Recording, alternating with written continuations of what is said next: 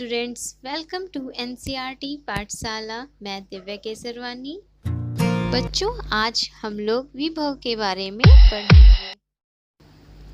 विभव वह कारण है जो आश्रय में भाव जागृत या उद्दीप्त करता हो। स्थायी भावों के उद्बोधक कारण को विभव कहते हैं। जैसे कि बच्चों, आप इस इमेज में देख रहे हैं, एक व्यक्ति है और एक डॉग है। तो इस व्यक्ति का फेस देखिए बच्चों।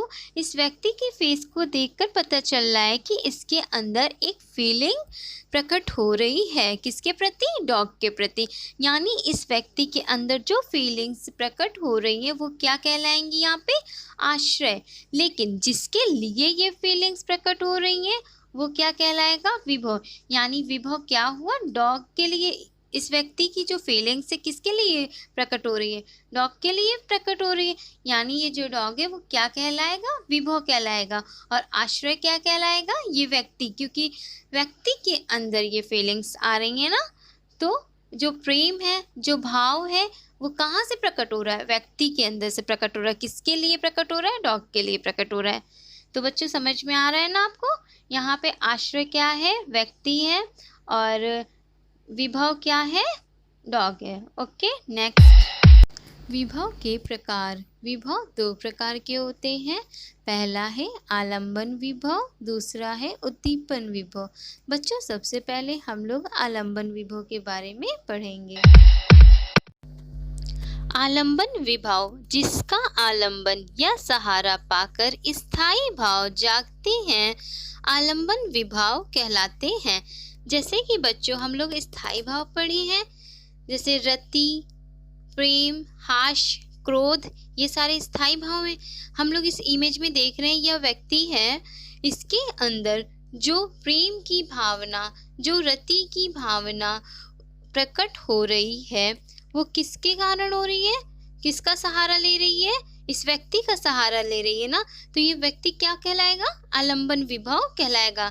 जिसका सहारा लेकर स्थायी भाव प्रकट होंगे वो क्या कहलाएगा? आलंबन विभव कहलाएगा। Okay, next. आलंबन विभव के प्रकार। आलंबन विभव दो प्रकार के होते हैं। आश्रय आलंबन, विषय आलंबन। जिसके मन में भाव जगे वह आश्रय आलंबन होगा, तथा जिसके प्रति या जिसके कारण मन में भाव जगे वह विषय आलंबन कहलाता है। जैसे कि इस इमेज में हम लोग देख रहे हैं, यह व्यक्ति है। इस व्यक्ति के अंदर जो फीलिंग्स यानी जो प्रेम की भावना प्रकट हो रही है, तो ये व्यक्ति क्या कहलाएगा? आश्रय आलंबन कहलाएगा। लेकिन इसके अंदर जो प्रेम की भावना प्रकट हो रही है किसके कारण हो रही है? इस डॉग के कारण हो रही है। तो ये डॉग क्या कहलाएगा? विषय आलंबन। आइए हम लोग कुछ एग्जाम्पल के साथ इसे आगे पढ़ते हैं।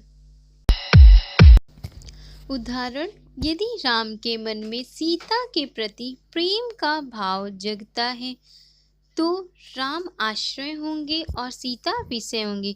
देखिए बच्चों, यहाँ पे क्या हो रहा है? राम के मन में सीता के प्रति भाव प्रकट होना, यानी राम के मन में सीता के लिए प्रेम की जो भावना प्रकट हो रही है, तो कहाँ पे है? राम के मन में है। तो राम क्या होंगे? यहाँ पे आश्रय होंगे। लेकिन किसके कारण हो रही है प्रेम की भावना? किसके कारण प्रकट हो रही है? ये सीता जी के कारण प्रकट हो रही है। तो सीता यहाँ पे क्या होंगी? विषय होंगी। यानी राम आश्रय आलंबन होंगे और सीता विषय आलंबन होंगी। बच्चों, अभी हम लोग आलंबन विभव और उसके प्रकार के बारे में पढ़े हैं। अब हम लोग उद्दीपन विभव के बारे में पढ़ेंगे। जिन वस्तुओं या परिस्थितियों को देखकर स्थायी भाव दीप्त होने लगता है, अर्थात जिन वस्तुओं या परिस्थितियों को देखकर स्थायी भाव जगने लगता है, उद्दीपन विभव कहलाता है। जैसे चांदनी, कोकिल कुंजन, एकांत स्थल, रमणीय उद्यान आदि। बच्चों देखिए, यहाँ पे वस्तुओं या परिस्थितियों को देखकर, यानी कोई ऐसी वस्तु जिसे देखकर हमारे मन में कोई फीलिंग्स या कोई भाव प्रकट हो या भाव जगे, या फिर किसी परिस्थिति या हमारे सामने कोई ऐसी परिस्थिति आ जाए जिसके कारण हमारे मन में फीलिंग्स प्रकट होने लगे या हमारे मन से भाव प्रकट होने लगे, वहाँ पे कौन सा विभव कहलाएगा? उद्दीपन विभव कहलाएगा। ठीक है, चलिए देखें एग्जाम्पल में क्या कह रहा है। चांदनी यानी चांद की जो रोशनी है उसको देखने से हमारे मन में कौन सा भाव प्रकट होता है? यहाँ पे ये उद्दीपन विभव कहलाएगा। कोकिल कुंज यानी कोयल की आवाज़। एकांत स्थल, कभी कभी बच्चों क्या होता है, हम कहीं एकांत स्थल में बैठे होते हैं तो हमारे मन में कई प्रकार के विचार चलते रहते हैं, जिसके कारण हमारे मन में फीलिंग्स, भाव अलग अलग प्रकार के प्रकट होते हैं।